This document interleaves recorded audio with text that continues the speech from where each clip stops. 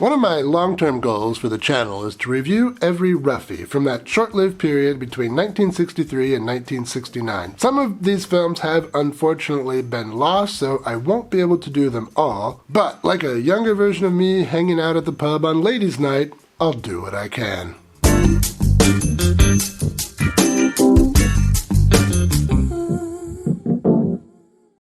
Welcome to Exploitation Reviews, and me, Rob, and today I'm taking a look at White Slaves of Chinatown from 1964. This is the first of the wildly successful Olga films starring the lovely Audrey Campbell.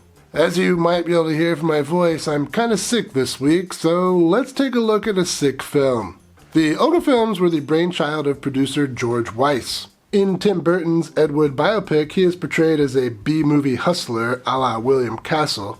I don't make major motion pictures, I make crap. In real life, George Weiss was a small, meek man who just happened to be a great enthusiast of S&M. And he ended up greatly influencing the roughy subgenre of sexploitation films, both with his Olga movies and by encouraging his friend, Michael Finlay, to also make some films. Here in White Slaves of Chinatown, you can see the real George Weiss in a small, uncredited role as a back-alley abortion doctor. The Olga series was released through Stan Borden's company, American Films Distributing, and played on 42nd Street for nearly 2 decades. In the 1970s, Stan was in poor health, so his wife Lorraine took over the management of the company. She was a difficult woman to do business with, and because of this, the films that she controlled, like the Olga series and the Michael Finlay Flesh trilogy, started to fade in popularity. Luckily for the Olga movies, in 1985, Radley Metzger, who I've covered on the channel before, saw a print of Olga's Girls and was so impressed he bought the rights. Thanks to him, the Olga series became widely available in the VHS days. We would have to wait a bit longer for the wide availability of the Flesh trilogy. Anyway, if you're interested in the history of these films and the interesting people who made them, grab a copy of Sleazoid Express. The seedy history of 42nd Street is right here. So that's enough jibber-jabber, let's take a look at an important piece of sleaze history. We open on some scary newspaper headlines warning us about the perils of dope. What is this, reefer madness? And in a way, it kind of is. This is 1964 and the production code was in full effect and the censors were not chill with movies like this at all. So one trick exploitation directors employed was to disguise their movies as cautionary tales. Want to make an S&M movie but know that'll never get through the censors? Well, no problem. Just disguise that as an anti-drug movie. Like many sexploitation films of the early 1960s, there's no dialogue in this movie. It was shot without audio and the narration was dubbed in later. Some directors would hide the fact the movie was dubbed by having the characters speak mostly off camera. Doris Wishman did this a lot. But many of these films, like the Olga films, had a narrator telling the story. Our narrator here tries to scare us by telling us about how scary Chinatown can be. He says he's going to tell us a particularly nasty tale about a woman named Olga, a sadist involved in white slavery. White slavery, by the way, that's the old term. Today we would say sex trafficking. And this name Olga, of course, is not entirely accidental. Remember, 1964, the Cold War was also in full effect and was at risk of becoming a hot war.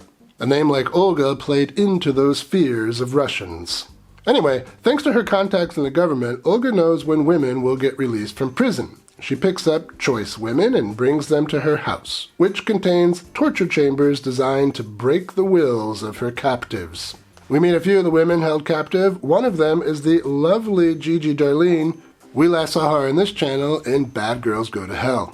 Here she's the daughter of some rich European and Olga is trying to get her to sign some letters asking for money.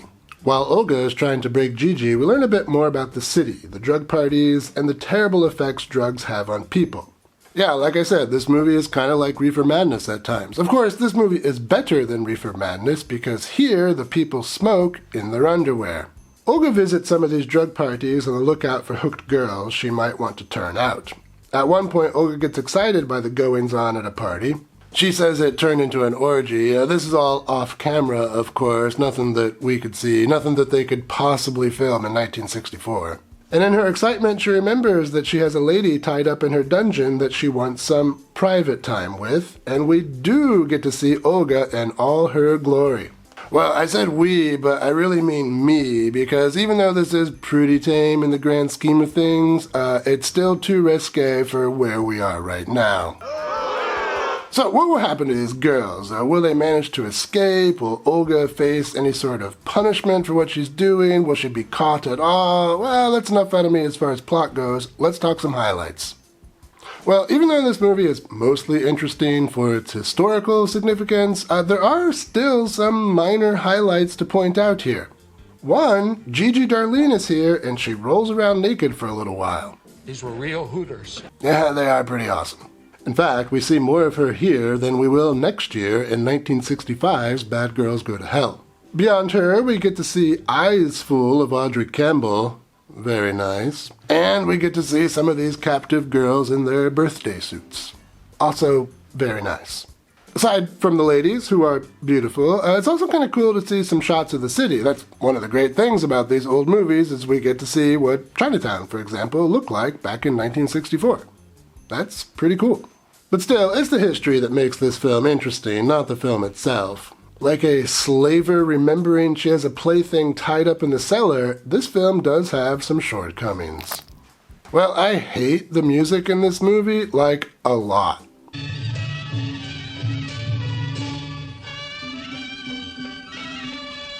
A lot of the soundtrack is this relentless and terrible sounding Chinese theme. When that's not playing, there are some good jazz tracks here, but yeah, there are not nearly enough good jazz tracks here. It's mostly that Chinese theme, which really just grates on my ears. Olga should have just played this music to her captives. That would have turned them out far sooner than the beatings and the forced lesbianism.